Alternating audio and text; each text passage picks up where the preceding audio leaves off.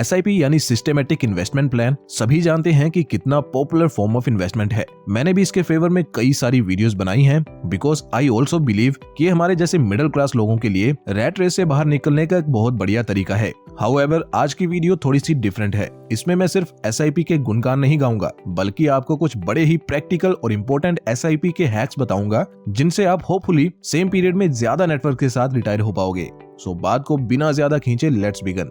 तो फिर मिलिए रवि और साहिल से। ये दोनों फर्स्ट कजिन्स हैं। दोनों एक हम्बल बैकग्राउंड से बिलोंग करते हैं और दोनों में से किसी का भी कोई बिजनेस या इन्वेस्टमेंट बैकग्राउंड नहीं रहा है।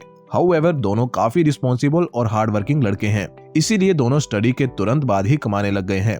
रवि को जॉब लगी है एक एमएनसी में और उसकी सैलरी है 30,000 रुपए, जबकि साहिल को जॉब एक लोकल फर्म में लगी है जिस कारण उसकी सैलरी रवि से थोड़ी सी कम है। साहिल की इन हैंड सैलरी है महीने की 25,000 रुपए। हाउएवर साहिल कम सैलरी होने के बावजूद एक बड़ा ही इंपॉर्टेंट डिसीजन लेता है। साहिल डिसाइड करता है that he will start investing.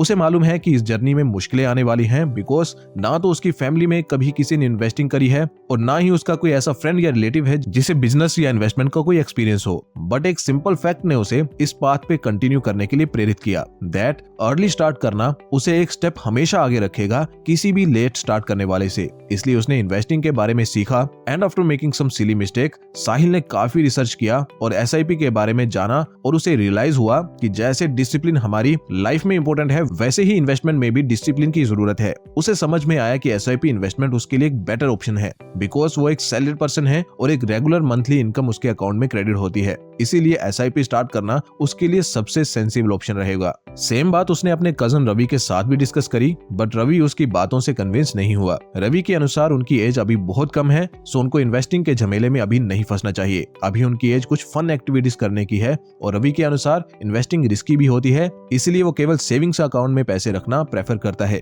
But Ravi नहीं जानता दैट साहिल का अर्ली स्टार्ट करना कितना लाभकारी साबित होने वाला है। एंड ये है first investment hack, starting early.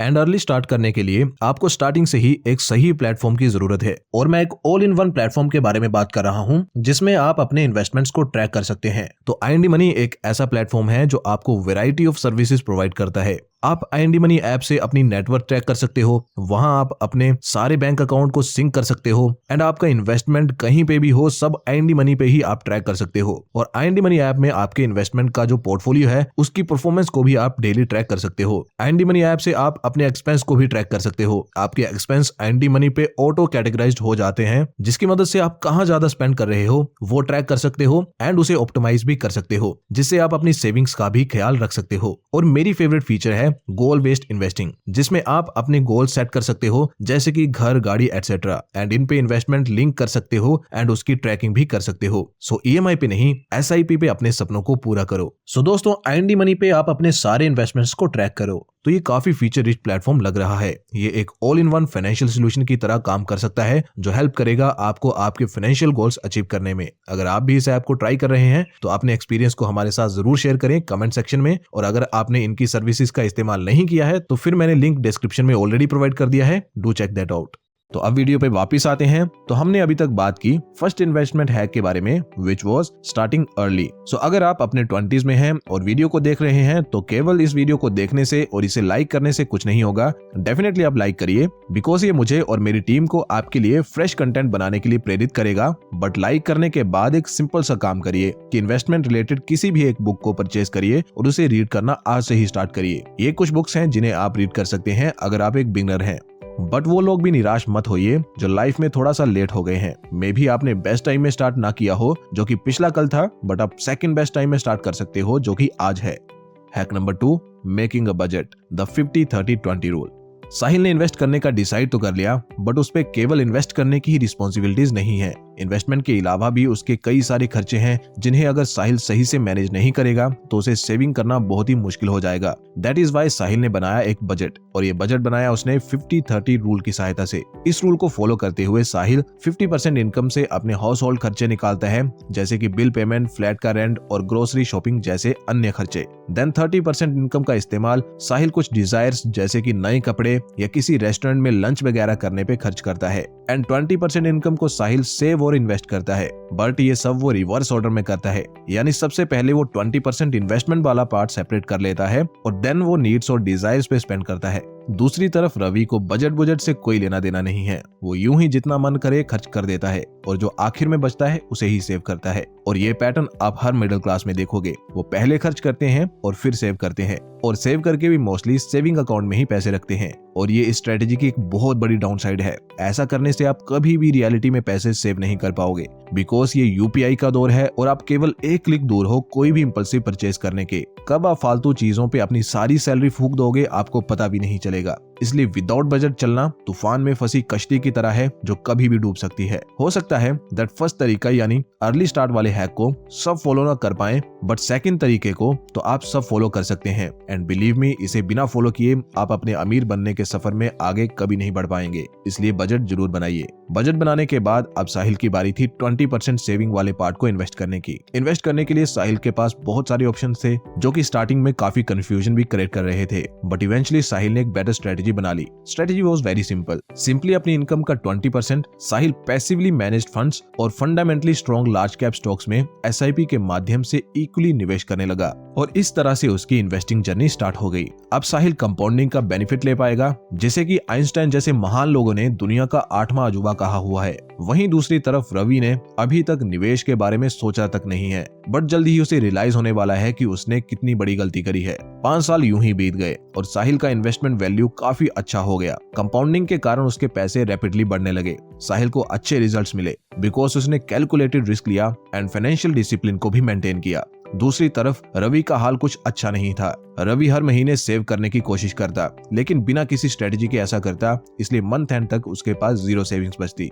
फिर एक दिन दोनों कजन्स एक फैमिली गेट टुगेदर में मिले और दोनों अपने करियर और पर्सनल लाइफ के बारे में डिस्कस करने लगे। राहुल कहने लगा कि यार वैसे तो सब बढ़िया चल रहा है, मेरी सैलरी भी 50,000 रुपए हो चुकी है, लेकिन मैं कुछ भी सेव ही नहीं कर पाता हूँ। मंथ एंड तक मैं एकदम खाली हो जाता हूँ। इस पे साहिल ने उसे सेम पहले वाली बात कही कि देखो बजट बनाओ और इन्वेस्टमेंट शुरू करो, ये तुम्हारी ग्रोथ में बहुत काम आएंगे। But Rahul again same excuse देने लगा कि यार इन सब से कुछ नहीं होता, तू भी तो 5 सालों से लगा हुआ है, तूने क्या कर लिया। इस पे साहिल ने उसे अपना पोर्टफोलियो दिखाया, जिसे देख के राहुल सरप्राइज हो गया और राहुल को भी ट्रस्ट हुआ कि हाँ यार साहिल की बात तो सही है, और राहुल ने भी निवेश करने का डिसाइड किया। सबसे पहले तो उसने बजट बनाया और 50-30-20 रूल की सहायता लेने लगा। राहुल की सैलरी 50,000 थी, इसलिए उसके पास इन्वेस्ट करने के लिए 10,000 रुपए बचने लगे, और उसने भी सेम साहिल की स्ट्रेटेजी को फॉलो करते हुए एसआईपी स्टार्ट कर दी। बट एक काम है जो राहुल ने साहिल के समझाने के बाद भी नहीं किया, जिसका अफसोस राहुल लॉन्ग टर्म में करेगा, और यही है hack number 3, use your salary increment to increase SIP amount. Sahil और राहुल दोनों की कंपनीज उन्हें हर साल 10% का सैलरी इंक्रीमेंट देती हैं,